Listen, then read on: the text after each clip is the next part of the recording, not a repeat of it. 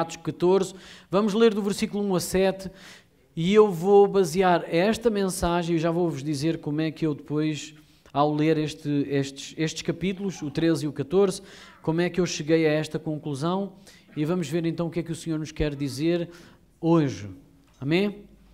Então diz assim as Escrituras, eu vou ler na nova tradução da linguagem hoje e ali atrás vai aparecer nessa versão, ok? Para vocês poderem acompanhar aqui a ouvir, podem também acompanhar nas vossas versões e ir percebendo então a amplitude do que o texto está a dizer, porque as versões vão se completando, não se vão desdizendo, ok? Ou contradizendo. Diz assim as Escrituras no versículo 1 ao 7. A mesma coisa aconteceu na cidade de Icónio. Paulo e Barnabé entraram na sinagoga e falaram de tal maneira que muitos judeus e não judeus creram. Mas os judeus que não creram atiçaram os não judeus contra os cristãos. Os apóstolos ficaram muito tempo em Icónio.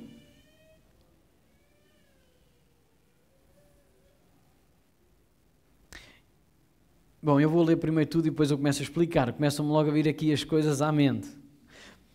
Então nós vemos que aqui os judeus que não creram atiçaram os não-judeus contra os cristãos. Os apóstolos ficaram muito tempo em Icónio falando com coragem a respeito do Senhor Jesus. E o Senhor mostrava que a mensagem deles sobre a sua graça era verdadeira, pois Ele dava a eles o poder de fazer milagres e maravilhas. Os moradores da cidade estavam divididos. Alguns apoiavam os judeus e outros eram a favor dos apóstolos. Então os não-judeus e os judeus, juntos com os seus chefes, resolveram maltratar os apóstolos e matá-los a pedradas. Quando Paulo e Barnabé souberam disso, fugiram para Listra e Derbe, cidades do distrito de Licaónia, e para as regiões vizinhas, e ali anunciaram o Evangelho. Bom, deixem-me dizer que, em primeiro lugar, eu quero dizer-vos qual é o título que eu coloquei aqui. Eu estou naquela série de Evangelhos Sem Fronteiras, nós vemos a ação do Espírito Santo através da igreja e a igreja está a entender que tem que pregar em todo o lugar, a todas as pessoas e não podem erguer as barreiras. Aliás, o Espírito Santo está a ir à frente deles a mostrar que eles têm um passaporte evangélico para pregar o Evangelho a todas as pessoas. Mas o subtítulo da minha mensagem é o esperado entre parênteses, sucesso do Evangelho. O esperado sucesso do Evangelho. Eu faço aqui esta brincadeira porque é dizer que é o sucesso que está dentro do Evangelho. Mas ao mesmo tempo a palavra em português diz insucesso. E nós temos que esperar o que isto nos quer dizer. É que há sucesso dentro do Evangelho. Aliás, o Evangelho é o poder de Deus para a salvação de todo aquele que ouve e crê que Jesus Cristo é o Senhor e o Salvador. Então, há um sucesso garantido na pregação do Evangelho, mas também temos que esperar algum insucesso na pregação do Evangelho. Porque há pessoas que não vão acreditar, não vão aceitar e mais, não vão ficar passivos nisso. Como alguns crentes que ficam passivos mesmo depois de acreditar. E isto faz sofrer a igreja. Não só os não crentes a serem ativos contra a igreja, mas deixe-me dizer o seguinte, crentes passivos dói mais à igreja do que não crentes ativos contra a igreja. Alguém entendeu o que eu quis dizer? Mas perceberam a mensagem? A realidade é esta, a igreja sofre mais com passividade do cristianismo do que o ativismo contra a igreja. Então, quando nós pregamos o Evangelho, devemos esperar o sucesso do Evangelho. Que há sucesso garantido na pregação do Evangelho, mas também temos que esperar o confronto de nós pregarmos o Evangelho. Então, no fundo, o que eu quero passar hoje é que, apesar de experimentarmos o insucesso na pregação do Evangelho, devemos confiar que Deus está no controle de todas as coisas e é Ele que faz as coisas acontecer.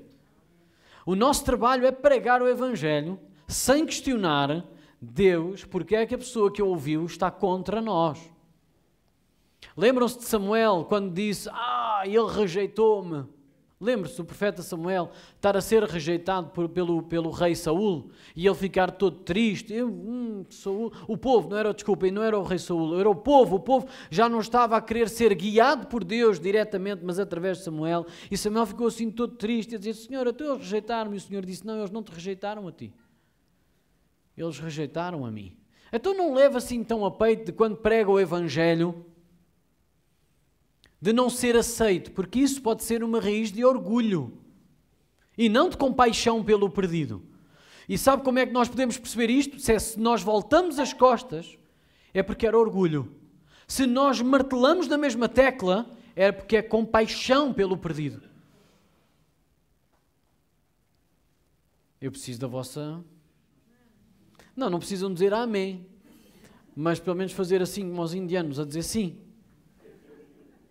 Os indianos dizem sim assim. Está bem? E nós dizemos assim: bom, isto é o quê? Talvez sim ou não. Mas façam algum gesto.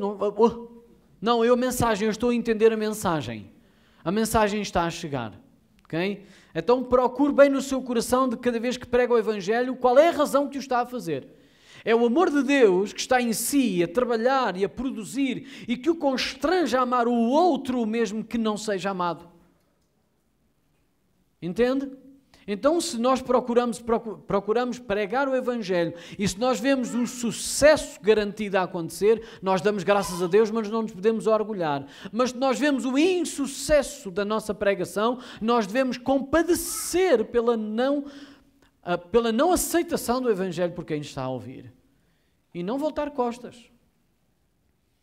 Então eu espero que esta partilha nos capacite acerca dos instrumentos que Deus nos dá para que nós tenhamos alento, conforto e esperança enquanto pregamos o Evangelho, especialmente quando não vemos o fruto que já idealizamos.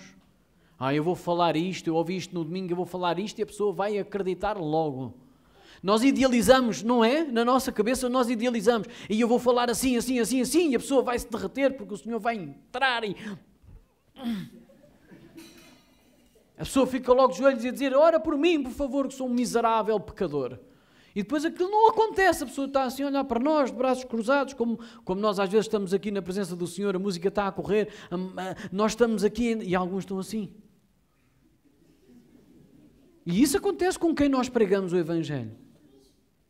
E depois nós ficamos assim meio: ops, não foi bem isto que eu pensei. Parece que o Senhor olha para nós no tempo de adoração e louvor e olha para nós assim. E ele assim: bom, não foi bem isto que eu estava à espera. Estava à espera de um coração contrito, derretido, aqui a falar comigo, a dizer-me coisas ao ouvido, a permitir que eu fale ao teu coração. E nós também temos essa maneira de pregar o Evangelho, pensar assim, idealizarmos as coisas e pensamos: e eu vou dizer aquelas palavras e vai-se fazer cachim. E a pessoa está ali assim a olhar para nós e de vez em quando franze o olho e depois às vezes abre-se os olhos, parece que a gente está a dizer uma verdade e eles estão, parece que está lá a entrar, é agora, e depois a pessoa diz: tens a tua fé, eu tenho a minha. Não aconteceu com você já? Como é que nós lidamos com isto? Deus está a dar-nos hoje 3 ferramentas: a convicção da nossa chamada, a obediência à sua chamada e a paixão por essa chamada. São estas 3 ferramentas, instrumentos que Paulo e Barnabé tiveram nas suas mãos para cada vez que eles entravam numa cidade, eles faziam alguma coisa e as Escrituras, nesta versão que eu trouxe, dizia: a mesma coisa aconteceu. E foi esta a palavra, quando eu estava a ler as Escrituras, eu disse: uou, que persistência. Sabe porquê? Porque o resto do texto não é assim tão agradável. Eles pregaram o Evangelho, foram contrariados, não foram aceitos, e a palavra de Deus diz: e eles ficaram lá muito tempo. A contrariedade não nos deve fazer barrar o nosso caminho, parar ou travar o nosso caminho de pregação do Evangelho. Antes, pelo contrário, nós temos é que entender como é que Paulo e Barnabé, mesmo sendo contrariados, mesmo sendo achocalhados, mesmo sendo... Bom, se vocês não se vão embora, vamos maltratar-vos e vamos apedrejar-vos com tanto jeitinho para ver se vocês, de uma vez por todas, caem no chão e calam-se de uma vez por todas. Ou seja, era enfrentar a morte. era a enfrentar a morte. Então como é que eles conseguiram não desistir? Como é que eles conseguiram continuar nesta chamada e neste trabalho de pregar o Evangelho, mesmo com tantas circunstâncias contrárias? Vou dizer outra vez, doía-lhes mais no coração a passividade da igreja do que a contrariedade dos povos que não queriam aceitar o Evangelho. E isso é o que dói mais o coração de Deus e também é o que mais nos faz sofrer dentro da igreja. É a passividade dos crentes em relação ao Evangelho. E não é o confronto dos não crentes ao Evangelho. Deixe-me explicar isto desta maneira. Qual foi a última vez que você foi enfrentado por pregar o Evangelho e foi ameaçado? Lembra-se da última vez? Provavelmente não. Mas lembra-se da última vez que você ficou ofendido com um crente? Porque ele não sorriu para si, porque ele não foi ter consigo, porque não deu uma palavra de apreço, porque não o cumprimentou. Está a entender onde é que eu quero chegar? Dói mais a passividade dos crentes do que o confronto dos não crentes. Como é que nós podemos fazer isto? Então nós temos 3 instrumentos. A convicção da chamada nós vemos no versículo 1. A obediência da chamada nós vemos do versículo 2 ao 4. E a paixão pela chamada é o 5 ao 7. Vamos fazer esta viagem juntos? Eu acho que ainda temos gasolina. Estou a olhar ali para a roda. Temos gasolina, temos. Nós iremos sempre, já agora, malta lá atrás, eu já estou na 2ª página, eu estou a passar muita coisa, e vocês estão a acompanhar, não é? Vocês já sabem que eu passo estas rasteiras. Então eu tenho as coisas escritas, mas aquilo que eu estou a falar é já uma aplicação à nossa vida aqui. Okay? Eles estão a ouvir também coisas novas. Então nós vamos sempre identificar problemas no nosso caminho, nós vamos sempre ter dificuldades no nosso caminho, quer nós queiramos agradar a Deus ou não. Amém? É. Quem é que está aqui que só teve problemas depois de aceitar Cristo? Não está aqui ninguém. Aliás, muitos de nós viemos a Cristo exatamente por grandes dificuldades. É. Então nós vamos ter dificuldades, perturbações, contrariedades, independentemente de quem nós queremos agradar, ou a Deus ou a nós. Mas posso garantir-lhe que nós vamos sempre enfrentar essas contrariedades na vida, mas no que concerne à missão do crente, essas dificuldades podem ser multiplicadas de forma sobrenatural. Então o que eu estou a garantir é, se você quer ser crente, pode multiplicar essas contrariedades à vontade, porque elas vão acontecer. Mas também lhe posso garantir o seguinte: o Deus que nos enviou a passar por essas contrariedades é o Deus Todo-Poderoso, que com uma palavra criou os céus e a terra. É nele que consiste e subsiste toda a vida, de tudo aquilo que nós conhecemos, visível ou invisível, de todos os poderes, potestades e soberanias. Ele é o Senhor sobre tudo e todos. E é Ele que nos vai fazer passar por essas contrariedades sem sermos beliscados na nossa fé, na nossa alma e no nosso espírito, que é eterno nas suas mãos. Este corpo está desgastando. Este corpo está a desgastar-se dia após dia. Ainda ontem no funeral da irmã Graça, que boa parte da igreja não se recorda, mas um nicho da congregação ainda se lembra dela e se recorda dela. O corpo estava desgastado. E esse é um alerta que o Senhor nos deu a mostrar-nos que este corpo tem uma duração, mas a nossa alma e o nosso espírito é eterno, porque é feito à semelhança e imagem de Deus. E nós temos que fazer uma escolha desde já e levar essa escolha também a quem nós já entendemos que está perdido. Porque as pessoas têm que escolher a boa parte, que é estar em Cristo. E nós não fomos chamados para partilhar uma mensagem fácil de entregar. Ok? Convençam-se disso de uma vez por todas.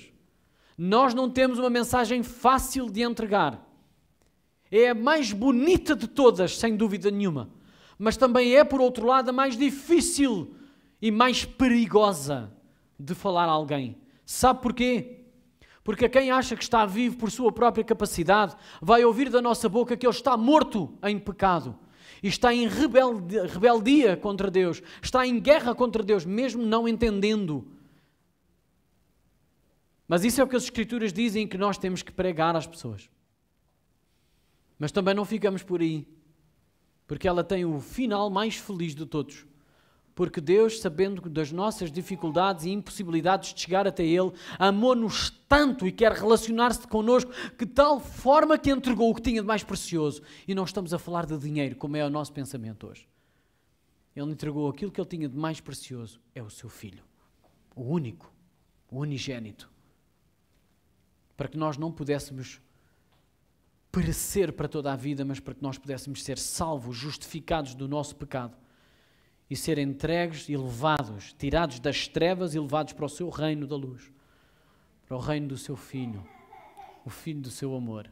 E quem está no Filho, desfruta do amor do Pai. Quem está fora do Filho, não conhece nem desfruta do amor do Pai. Qual que é esta coisa que lá diz? Somos todos filhos de Deus, não somos nada. Somos todos criação de Deus. Filhos é só quem tem o nome de Jesus Cristo no seu coração, gravado com o seu sangue. E tem o seu nome escrito no livro da vida. Esses são filhos. E deixe-me dizer, são filhos adotados. Não são filhos por criação. Por isso é que nem todos somos filhos. E quando nós falamos em adotados, um filho adotado não chega à família e diz: agora vão todos viver à minha maneira porque eu estou habituado a viver assim. O que é que acontece a um filho adotado? Novas roupas, nova forma de falar, novo sentar à mesa, novo levantar à mesa, novas regras em casa, novo pai, nova mãe, novos irmãos, novo tudo. É ele que é adotado, não é a família que é adotada na vida dele. E muitas vezes nós como cristãos temos esta ideia, eu chego à igreja e a igreja vai se fundamentar à minha maneira, à maneira como eu nasci, como eu pensei, como eu fundamentei a minha fé. Não, irmãos, nós fomos enxertados. Sabe o que é enxertado? É introduzidos. Houve um corte no ramo que é Jesus. Ele sim, ele é a videira verdadeira, nós somos apenas os ramos. E esse corte foi feito nele, ele sangrou, e esse enxerto que somos nós, que estávamos mortos. Uma rama em si mesma não dá fruto, não tem folha, está seca. Mas quando ela é enxertada na videira verdadeira e aquela seiva nos envolve, é o sangue de Cristo que nos cola a Ele mesmo, e nós já não somos mais um ramo de qualquer coisa, nós somos parte da videira. Ouça, isto nós temos que pregar às pessoas. As pessoas são ramos completamente perdidos no chão, que só por Deus é que o fogo ainda não lhes pegou e ainda não foram queimados. Ainda Deus pode pegar nesses ramos secos, sem fruto, sem folha, e serem enxertados na videira verdadeira que é Jesus Cristo, o Senhor e Salvador das nossas vidas. Isto é a convicção da chamada. Isto é a convicção da chamada. Porque independentemente daquilo que veio à vida de Paulo, a mesma coisa aconteceu. A mesma coisa aconteceu. E ouçam, vai ser sempre assim no Evangelho, no livro de Atos. E vamos lá, para nós não nos perdermos, porque eu estou para aqui a pregar como... A mesma coisa aconteceu na cidade de Icónio. Paulo e Barnabé entraram na sinagoga e falaram de tal maneira que muitos judeus e não judeus creram. Ouça, eu não quero que nós fiquemos apenas naquilo que está escrito. Eu quero que nós entendamos o porquê é que o Espírito Santo de Deus nos escreveu isto, para nós lermos hoje. Porque o que Ele quer criar em nós é um instrumento de resiliência, um instrumento de ânimo, motivação, porque nós vamos encontrar contrariedades na vida. E ouça, as de ontem já não nos fazem moça, por isso liberte-se delas. Olhe para a frente e assuma de peito aberto as contrariedades que Deus vai trazer à nossa vida, porque são instrumento de Deus de provar a nossa fé e de fortalecer a nossa convicção da sua chamada. E amá-lo ainda mais. Amá-lo ainda mais. Sendo gratos. Paulo tinha sido chamado a pregar a mensagem do Evangelho de Jesus. Em Atos 9, 15 a 16, vocês vão ler aqui, diz assim: mas o Senhor disse a Ananias: vá, pois, eu escolhi esse homem para trabalhar para mim, a fim de que ele anuncie o meu nome aos não-judeus, aos reis e ao povo de Israel. Eu mesmo vou mostrar a Saulo tudo o que ele terá de sofrer por minha causa. Ouça, fala-se muito de Paulo ter ido chamado aos gentios. Eu próprio, por várias vezes, quando estava a ler as Escrituras, pensava, mas porquê é que se Paulo foi chamado aos gentios? Porquê é que ele entra numa nova região, numa nova cidade e vai diretamente à sinagoga onde estão os seus irmãos judeus? Parece um tipo de obediência ou desobediência, sejamos honestos. Desobediência. Só que eu ficava-me apenas por aqui. Isto é falta de literacia. Isto é falta de entendimento bíblico. Isto é falta de eu ler e meditar nas Escrituras, é de ler corrido, é de ler e ouvir os paradigmas que já me foram lançados. Paulo foi chamado aos gentios, Pedro foi chamado aos judeus, e parece que nós ficamos ali entre duas gavetas ou duas palas e pensamos sempre, Paulo foi chamado aos gentios, então ele está a falar aos judeus, é desobediente. E começamos a ser legalistas, sem perceber e a entender que Deus é soberano. E ouça comigo o que está escrito em Atos 9, foi as primeiras frases que Paulo ouviu na sua chamada. Eu envio-te aos não-judeus, aos reis e aos de Israel, ao meu povo. Então quem é que sobrava aqui? A quem é que Paulo era desobediente se pregasse a palavra? A ninguém, meus queridos irmãos. Isto são paradigmas que nós vamos criando na nossa cabeça e distraindo-nos daquilo que está aqui escrito. Paulo conhecia a sua chamada. Então foi por obediência que Paulo, sempre que entrava numa região, ia diretamente aos seus irmãos judeus a uma sinagoga e pregava o Evangelho, dirigia-se lá, pregava o Evangelho anunciando a Cristo em nome do Senhor Jesus. Ele sabia muito bem que ia ser maltratado, sabia que ia ser contrariado, porque se ele falasse aos judeus do Senhor Jesus, que não lhes fazia muita moça, eles poderiam até aceitar de bom agrado, mas falando aos seus irmãos, ele sabia muito bem o que estava ali naquela cabeça. Porque era igual à dele anteriormente. Ele perseguia a igreja. Ele maltratava os crentes. Ele perseguia-os para os encerrar nas prisões, mas o final era a morte. Não era apenas para encerrá-los na prisão. Ele tem noção como é que está o chip dos judeus. Então não é desobediência que ele faz, é pura obediência. Porque ele sabe que vai ser contrariado. Venha comigo, em Atos 13, 4 a 11. Tendo sido eles enviados pelo Espírito Santo, e isto é apenas um contexto, vocês não precisam de abrir, mas quiserem, quem tiver a apontar, aquele contexto que eu vou dar agora está em capítulo 13, dos versículos 4 a 11. E eles foram levados pelo Espírito Santo. Lembram-se disso no capítulo 13, onde nós vimos a semana passada? Quem é que o enviou para as regiões onde eles tinham que ir pregar o Evangelho? Foi quem? Foi o Espírito Santo. Claro que teve a concordância da igreja, porque é a igreja também que os despede e os patrocina, que cuida deles. Porque Deus determinou assim, eu vou instituir a minha igreja para que eles cuidem uns dos outros. Eu vou abençoando estes para eles abençoarem aqueles. Eu vou abençoando estes para eles abençoarem aqueles. Então há aqui uma partilha sempre ininterrupta. Mas foi Deus que os chamou e foi Deus que os enviou. Então eles são enviados pelo Espírito Santo, eles chegam a Pafos, encontram um judeu chamado Bar Jesus, que ali na outra língua eles falavam em Elimas. E este homem era judeu. E eles estavam em Pafos, numa terra romana, neste caso com língua hebraica, com língua grega, mas o terreno era romano, o território era romano, era o Império Romano. Mas estava ali um Bar Jesus, este Elimas, um judeu que praticava magia, e ele era falso profeta, está aí no capítulo 13, tudo isto, de 4 a 11. Ele era assessor do governador Sérgio Paulo. E na realidade este assessor era uma pessoa que este governador ouvia sempre.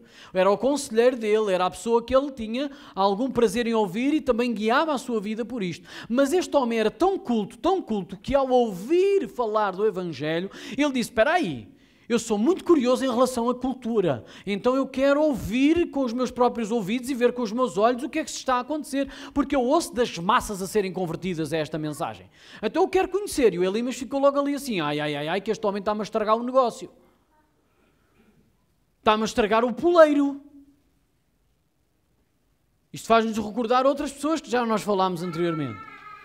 E será sempre assim, nós vamos encontrar confrontos, nós vamos encontrar contrariedades, dificuldades na pregação do Evangelho, mas não é isso que nos vai travar. Então Paulo foi lá e pregou o Evangelho e Elimas estava ali constantemente a tentar distorcer o Evangelho que estava a ser pregado por Paulo. Ouça, nós temos que ter muito cuidado quando o Evangelho está a ser pregado de não distorcer a frequência. Sabe o que é frequência? Sabe nos rádios antigos? Malta jovem se calhar já não sabe o que é isto. Nós tínhamos assim uns volumes. Tinha o volume e a frequência. Quando era o volume, ficava com o volume mais alto ou baixávamos. Mas o outro lado da frequência era, se nós estávamos a ouvir uma notícia que queríamos, se alguém fosse tocar na frequência, levava logo uma vassourada. Era logo um berro. Está quieto! Que aquilo era mudar o canal.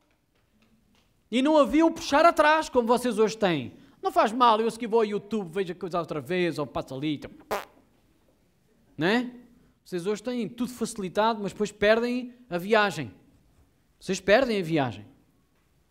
Vocês não entendem depois porque é a viagem que nos constrói, não é o lugar onde nós estamos a visitar. Nós temos aqui pessoas que gostam muito de viajar e não é o lugar onde eles estão ali apenas, é toda a viagem. É que os constrói, é que tem uma história. E nós precisamos desta viagem. Então nós não podemos distorcer ali o canal. E era que este Elimas estava a fazer. Paulo a pregar o Evangelho ao Sérgio Paulo, ao governador, o Sérgio Paulo a ouvir, ficar entusiasmado, e às tantas o outro está sempre nhe. Paulo a dizer que era para a esquerda e ele dizia não, é para a direita. Bom, também não é tanto assim, é assim mais do mesmo meio termo. E aí, isto não vos irrita, não? Ah, pois não. Sabe o que é que Paulo disse? Oh, filho do diabo, está calado, pá. Quer ler comigo? Vocês não acreditam, não é? Pensam, lá está ele a exagerar. Está atrás de mim. Aham. Então Saulo, também conhecido como Paulo, e isto não foi Deus que lhe mudou o nome, está bem? É outra história que nós ouvimos e depois pensamos sempre, ouça, Deus mudou-lhe foi a vida, não foi o nome. Saulo, também conhecido como Paulo. Saulo para os judeus, Paulo para os gregos, romanos. Ok? Então Saulo, também conhecido como Paulo, cheio do Espírito Santo, olhou firmemente para Elimas e disse, filho do diabo, inimigo de tudo o que é bom, homem mau e mentiroso, porque é que você não para de distorcer ou de torcer o verdadeiro ensinamento do Senhor? Se alguém ouvisse alguém dizer isto, dizia assim, aí pá, ai, qual é o Espírito Santo dentro dele? O homem está possesso.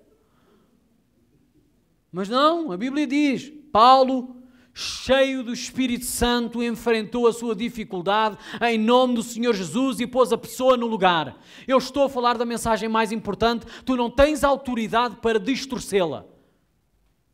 Irmãos, nós temos de ter a ousadia de fazer isto. Nem que seja um crente a distorcer aquilo que nós estamos a ensinar. Ouviu o que eu quis dizer? Nem que seja um crente que esteja a distorcer o Evangelho. Ninguém tem a autoridade de distorcer a mensagem do próprio Senhor. Agora escuta. Ele não ficou assim só mesmo pelo adjetivo. Agora escuta. O Senhor vai castigá-lo. Você ficará cego e não verá a luz do sol por algum tempo. No mesmo instante, Elimas sentiu uma nuvem escura cobrir os seus olhos e ele começou a se virar para todos os lados procurando alguém que o guiasse pela mão. Quando o governador viu isso, ouça bem aquilo que está a acontecer. Muitas vezes nós pensamos que os sinais, prodígios e maravilhas é alguém que não tinha um dedo, pum, cresceu um dedo. Alguém que estava assim meio torto, pum, ficou direito. Alguém que não andava, agora já anda. Alguém que não sorria, agora já sorri. Os sinais, prodígios e maravilhas que convenceram de que a mensagem era verdadeira, veja comigo o que é. Quando o governador viu isso o quê? Isso o quê? Paulo pôr o Elimas na ordem, dizer-lhe, maldito homem, vais ficar cego por um tempo, misericórdia de Deus, não é? Podia ser, vais ficar cego para o resto da vida. E o Senhor cumpria a palavra do profeta. Ouça, compaixão, lembra-se daquilo da bocado do orgulho, compaixão, se nós pregamos o Evangelho com compaixão ou com orgulho. Paulo estava a dar uma reprimenda para dar autoridade à palavra, mas a dar-lhe um tempo para ele se arrepender. Ele era irmão dele, era um judeu, as Escrituras fazem questão de dizer que ele era um judeu. Quando o governador viu isso, creu e ficou muito admirado com os ensinamentos a respeito do Senhor Jesus. O que é que deu crédito à mensagem? A ousadia de Paulo de pôr Elimas no seu lugar. O que é que deu crédito à mensagem? Paulo ter dito a Elimas que ele iria ficar cego durante um tempo, para que ele ficasse calado. Diz que quando o governador viu isso, o que é que ele fez? Bom, agora acredito na mensagem que ele me está a dizer. Uau! A igreja fica mais envelhecida com a passividade dos crentes perante a pregação do Evangelho do que os não crentes com os confrontos. O nome de Paulo não tem nada que saber. Paulo o que sabia era a sua chamada. Paulo tinha a convicção da sua chamada. Eu fui chamado pelo próprio autor de todo o universo, autor da vida, autor das Escrituras, para pregar a sua mensagem. Então não há nada, nem ninguém que me vai impedir de proclamar a verdade. Paulo tinha a convicção da sua chamada, foi um dos instrumentos usados por Deus para que ele não recuasse na chamada de Deus. Paulo sabia disto. Então foi esta a convicção da chamada que levou Paulo a seguir o caminho. Por isso é que nós vemos ele entrar em Icónio. Isto aconteceu aonde? Em Pafos, em Antioquia da Pisídia. Foi no capítulo anterior. E o que aconteceu? Paulo entrou na nova cidade e o que é que ele disse? A mesma coisa aconteceu. Paulo entrou na sinagoga e começou a pregar o Evangelho. Ele desistiu? Ele mudou a chamada? Ele mudou o seu objetivo? O seu coração mudou em relação a isso? Nada, nada, nada. O que o manteve seguro foi um instrumento de Deus em relação à convicção. Mas vamos falar da obediência. Mas os judeus que não creram, versículo 2 a 4 diz, mas os judeus que não creram atiçaram os não-judeus contra os cristãos. Os apóstolos ficaram por muito tempo em Icónio. Ouça, quando a contrariedade vem à vida, nós fazemos o quê? Perseveramos. Ainda não estava a vida ameaçada, na realidade. Então, enquanto não somos ameaçados de morte, continuamos. Porque Paulo sabia que tinha que continuar a pregar, ainda não tinha chegado a vez dele. Já vamos ver isso. Os apóstolos ficaram muito tempo em Icónio, falando com coragem a respeito do Senhor Jesus. E o Senhor mostrava que a mensagem deles sobre a sua graça era verdadeira. Pois Ele dava a eles o poder de fazer milagres e maravilhas. E está ligado com aquilo que nós vimos agora anteriormente. Então Paulo era não só convicto da sua chamada, mas ele era obediente à chamada. A mesma coisa aconteceu em Icónio. Na medida em que os apóstolos se disponibilizavam a pregar o Evangelho, Deus mostrava que a mensagem era verdadeira através de milagres e maravilhas. Mas o que é que isto tem a ver com a obediência à chamada? Porque vocês poderiam dizer como eu, com estes poderes todos e sinais e maravilhas, também eu era obediente à chamada. Mas isto somos nós outra vez aqui a inventar pretextos para nós dizermos, bom, eu não sou mais obediente porque, vamos lá parar com essas lamechices. Vamos ser homenzinhos e mulherzinhas e assumir a nossa responsabilidade. O que é que isto tem a ver com obediência? Vamos ler o testemunho de Paulo ao rei Agripa. Atos 26, 19 a 20 diz o seguinte, e Paulo terminou dizendo, isto é a conclusão do seu testemunho ao rei Agripa quando ele está em ordem de tribunal, ok? Portanto, ao rei Agripa, eu não desobedeci à visão que veio do céu, anunciei a mensagem primeiro em Damasco e depois em Jerusalém, em toda a região da Judeia e entre os não-judeus. Eu dizia a todos que eles precisavam abandonar os seus pecados, voltar para Deus e fazer coisas que mostrassem que estavam de facto arrependidos. Esta é a mensagem mais bonita, mas também é a mais perigosa de pregar. Vimos que no final das suas viagens missionárias o testemunho de Paulo demonstrava a sua fidelidade à chamada, à visão do céu. Ele mostrou, isto é o final da sua vida missionária. Ele está em Jerusalém. Sabem porque é que é obediência? E nós vamos ver que eles não estão a fugir. Já vamos ver isso um pouco mais à frente.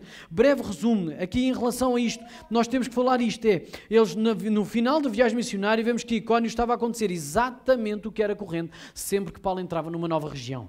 Então aquilo que acontecia era corrente nele, e mesmo não sendo bem sucedido, ouçam, quantos de nós, quando nós temos entendimento que, bom, eu não estou a ser bem sucedido, deixem-me eu parar. Eu não estou a ser bem-sucedido, deixa-me eu mudar. Não, eu não estou a ser bem-sucedido aqui, deixa-me eu ir semear noutro lugar. Não era isso que Paulo estava a fazer. Por isso é que diz as Escrituras, eles estavam a ser contrariados, mas eles ficaram lá durante muito tempo. Em Atos 13, 46 a 47 diz assim: porém, Paulo e Barnabé falaram com mais coragem ainda. E isto ainda estava em Antioquia, quando eles foram pressionados. Isto um pouco antes deles entrarem em Icónio. Eles estavam a ser pressionados por quem? Pelos judeus que não queriam. Que estavam a atiçar toda a cidade, exatamente como em Icónio aconteceu. Mas ouço, eu quero mostrar isto um pouco antes para nós percebermos a obediência que ele tem à chamada de Deus.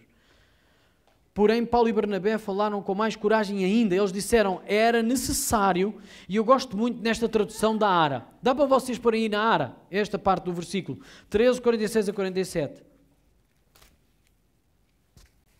Diz assim a palavra de Deus: então Paulo e Barnabé, falando ousadamente, disseram, cumpria que a vós outros, em primeiro lugar, fosse pregada a palavra de Deus, mas posto que a rejeitais e a vós mesmos julgais indignos da vida eterna, eis aí que nos volvemos para os gentios, porque o Senhor assim nulo a quem? Aos judeus, ao povo judeu, nulo determinou. O que é que Deus determinou? Eu te constituí para a luz dos gentios, a fim de que sejas para salvação até aos confins da terra. Isto foi o que Deus deu ao povo judeu. E aquilo que Paulo está a mostrar e está a honrar a progressiva, a visão progressiva acerca da revelação de Deus, está a dizer, se Deus no início se revelou assim ao povo de Israel e deu-lhes a oportunidade de eles serem a luz para os gentios e para a salvação, então eu, quando for pregar o Evangelho, se fui chamado para pregar o Evangelho a todas as pessoas, eu primeiro, para cumprir em obediência à minha chamada, eu tenho que ir aos meus irmãos. Deixe-me só fazer-lhe um parênteses. É mais fácil pregar aos nossos irmãos que já rejeitaram e que nos conhecem de sempre ou a pessoas que nós não conhecemos? Diga sinceramente. A pessoas que nós não conhecemos, porque a maior dificuldade que nós temos é pregar à nossa família.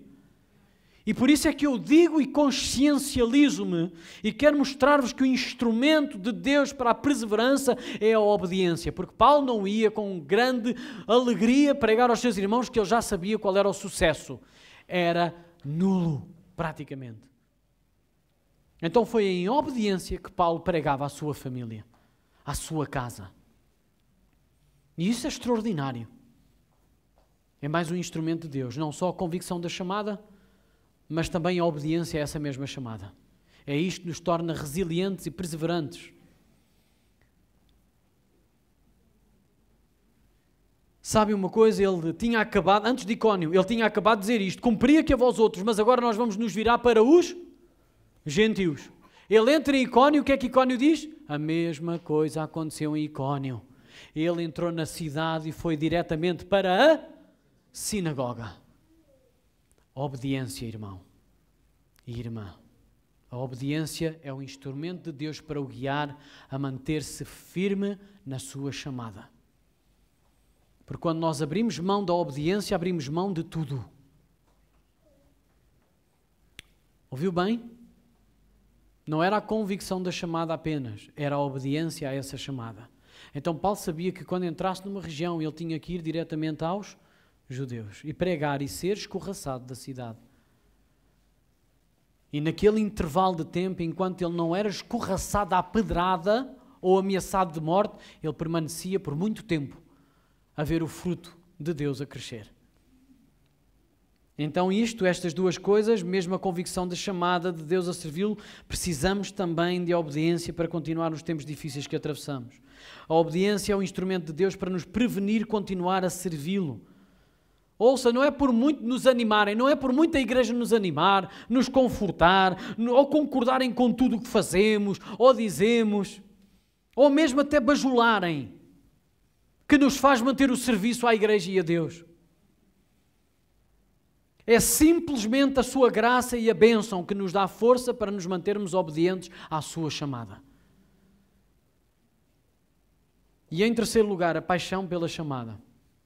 Versículos 5 a 7 diz assim: então os não-judeus e os judeus, juntos com os seus chefes, resolveram maltratar os apóstolos e matá-los a pedradas. Quando Paulo e Barnabé souberam disso, fugiram para Listra e Derbe, cidades do distrito da Licaónia e para as regiões vizinhas, e ali anunciaram o Evangelho. Nós podemos ver aqui o que é um ciclo, certo? Está sempre a acontecer. Paulo não desiste e é obediente. Por isso é que eu fui ler o testemunho no final da sua vida. Sabe onde é que ele estava a dar aquele testemunho? Estava no lugar onde ele tinha dito, se fores lá abaixo vais ser preso. Sabe o que é que Paulo disse? Estou pronto para isso e para dar a minha vida pelo Evangelho. Então esta fuga que ele teve aqui não foi uma fuga por medo da violência. Foi uma fuga em obediência, em humildade. Quando nós estamos a fugir do pecado ou da destruição, nós não estamos a fugir por medo, mas é por obediência.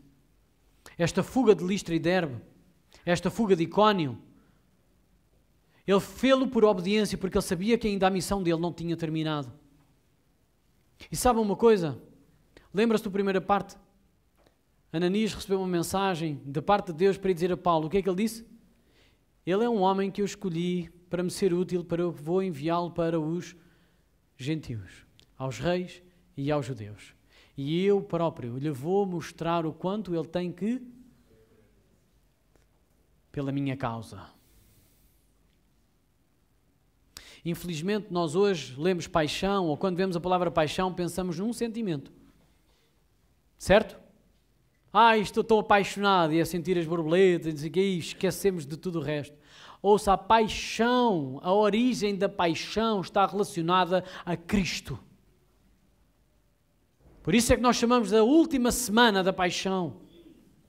Porque paixão vem do latim passione, vem de pati, que quer dizer sofrimento, sofrer. E paixão é quanto é que eu estou disposto a sofrer por esta causa. Se isto não nos despertar para servi-lo com convicção e obediência, e dedicados e dispostos a sofrer pela sua causa, então nós não somos crentes. Porque estes são os três instrumentos que Deus deu a Paulo e Barnabé. Deu-lhe convicção da chamada, deu-lhes capacidade para obedecerem e mostrou-lhes o quanto eles tinham que ser apaixonados pela sua causa, dispostos a sofrer e a entregar a sua vida. Por isso é que Paulo está diante do rei Agripa, terceira pessoa que já o está a ouvir, no seu testemunho, na sua defesa do Evangelho, na sua defesa de vida, e ele a dizer, em nada desobedecia à chamada do Senhor. Em nada desobedecia à chamada do Senhor. E sabe porquê que ele pode dizer aquilo? Porque uns dias antes, ele estava em Cesareia, e o Ágabo, ele estava na casa de Filipe. Lembram-se de Filipe, o evangelista? Que tinha as suas 4 filhas profetizas. E entra lá o Ágabo, aquele que também tinha já testemunhado da grande miséria que ia acontecer no mundo e a fome no mundo. E que eles tinham dado ouvidos e a partir daí o início do ministério de Paulo. Agora no final do ministério de Paulo, Deus enviou outra vez Ágabo para lhe dizer o seguinte, porque ele estava a despedir-se dos irmãos da Cesareia para ir subir até Jerusalém. E eles estavam a dizer, e Ágabo de repente chega lá, tira-lhe o cinto e começa a atar-se e a dizer, o dono deste cinto, é isto que vai acontecer ao dono deste cinto se ele subir a Jerusalém. E Paulo diz assim, o que é que vocês estão a fazer? Não entristeçam o meu coração. Sabe o que é que isso quer dizer? Ele está a dizer, eu estou pronto para sofrer, porque eu sou apaixonado por esta causa. Eu estou pronto para isso e por dar a minha vida em causa do Evangelho. E por isso ele está diante do rei Agripa, em Jerusalém, a dizer, eu em nada fui desobediente à chamada celestial. Que nós possamos dizer a mesma coisa, irmãos. Mas sabe porque é que Paulo poderia dizer isto? Ele não foi o autor desta convicção, desta obediência e desta paixão. Ele olhou, foi para o nosso querido e amado Jesus, o seu mestre. Foi quem o chamou, foi quem o empoderou, e foi quem o seguiu, dia após dia, em toda a sua missão. E esse mesmo Cristo, esse mesmo Jesus, esse mesmo Senhor, está connosco todos os dias, até ao fim da nossa vida e até à consumação dos séculos.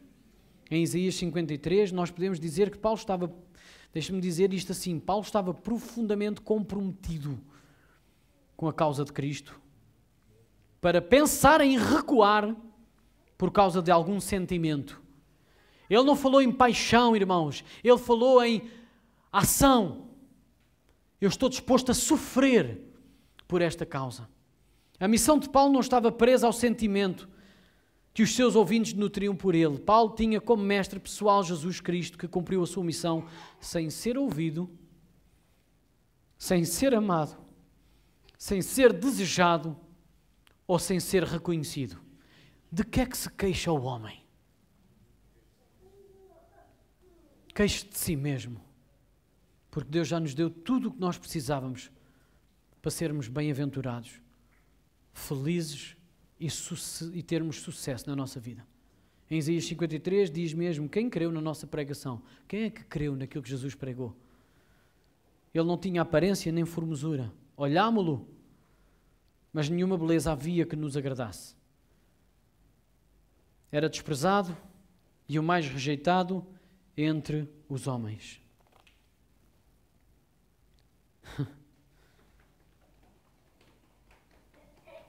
Era desprezado e o mais rejeitado entre os homens, homem de dores e que sabe o que é sofrer, ser apaixonado por uma causa nobre, que é dar a sua vida para que nós pudéssemos viver. Ele sabe o que é padecer. E como um de quem os homens escondem o rosto, ele era desprezado. Ele sabe para o que vinha. Ninguém se manteve ao lado dele enquanto ele estava a subir para aquela cruz. Então a convicção, a obediência à chamada, faça-se a tua vontade e não a minha. Lembram-se da oração de Jesus ao seu Pai? Ele estava a orar e interceder por nós, não era por ele. Ele não precisava daquilo, ele não precisava de passar por aquilo. Ele é santo, santo, santo. Ele ouviu várias vezes: este é o meu filho em quem tenho todo o prazer. Deus não tem prazer no iníquo, Deus só tem prazer no santo. E Jesus é santo, santo, santo. E se o santo deu a sua vida para que nós fôssemos santos também, que tipo de vida estamos nós a levar? Que tipo de convicção é que nós temos desta chamada, desta atração ao reino dele? Que tipo de obediência é que nós temos? Senhor, faça-se a tua vontade e não a minha. Pai nosso que estás nos céus, santificado seja o teu nome. Que a minha vida revele a tua santidade e não o meu pecado. Venha ao teu reino. Tu é que és o meu Senhor, tu é que vais comandar em mim, tu é que vais comandar a minha vida, não sou eu que vou comandar a minha. E faça-se a tua vontade, aqui na terra como no céu. Ouça, nós não podemos fazer esta oração se não estivermos dispostos a cumpri-la. E aquilo que Paulo mostrou é: eu tenho convicção, eu vou ser obediente e eu tenho paixão por esta causa, mesmo que eu tenha que morrer por ela. Então o que é que nós estamos à espera? O que é que nós estamos à espera? Nada. Já temos tudo, irmãos. Nisto conhecemos o amor, em que Cristo se entregou e deu a sua vida por nós. Sabe onde é que isto está escrito? 1 de João, capítulo 3, versículo 16. Nisto conhecemos o amor, em que Cristo deu a sua vida por nós. Todos nós conhecemos João 3,16, ou praticamente todos conhecemos. Porque Deus amou o mundo de tal maneira que deu o seu Filho unigênito para que todo aquele que nele crê não pereça, mas tenha a vida eterna. 1 João 3,16 diz: nisto conhecemos o amor, em que Cristo deu a sua vida por nós. E agora Ele está à espera que nós demos a vida uns pelos outros. Ouviu o que eu disse? Ele agora está à espera que nós deiamos a vida uns pelos outros. Grupo de louvor, podemos subir? Podemos louvar ao Senhor, entregar tudo aquilo que nós somos, tudo aquilo que Ele quer de nós, que é a nossa vida. Ele quer a nossa vida. Ele não espera nada que nós não possamos dar e Ele não espera nada que Ele não nos tenha dado antes ainda. Ouviu o que eu disse? Não se distraia agora. Ele não nos está a pedir nada que nós não possamos dar e Ele não nos está a pedir nada que Ele ainda não nos tenha dado antes. Ele está a pedir-nos exatamente aquilo que nós podemos dar porque Ele já nos entregou primeiro. Filho meu, entrega o teu coração. Então eu peço a todos que estejam de pé, fiquem de pé, vamos estar em reverência, vamos louvar o Senhor e não se distraiam, mesmo na medida em que nós entregamos a nossa oferta, em amor, em obediência, em convicção, em paixão por esta causa. Ouça, entreguem as vossas vidas, não só o vosso dinheiro, mas as vossas vidas, o vosso tempo, a vossa dedicação, o vosso investimento. E dedique-se hoje mais uma área da sua vida que ainda não entregou a Deus. Eu não sei qual é, mas o Espírito do Senhor sabe e já está a dizer-vos ao vosso coração e ao vosso ouvido. Vamos louvar ao Senhor.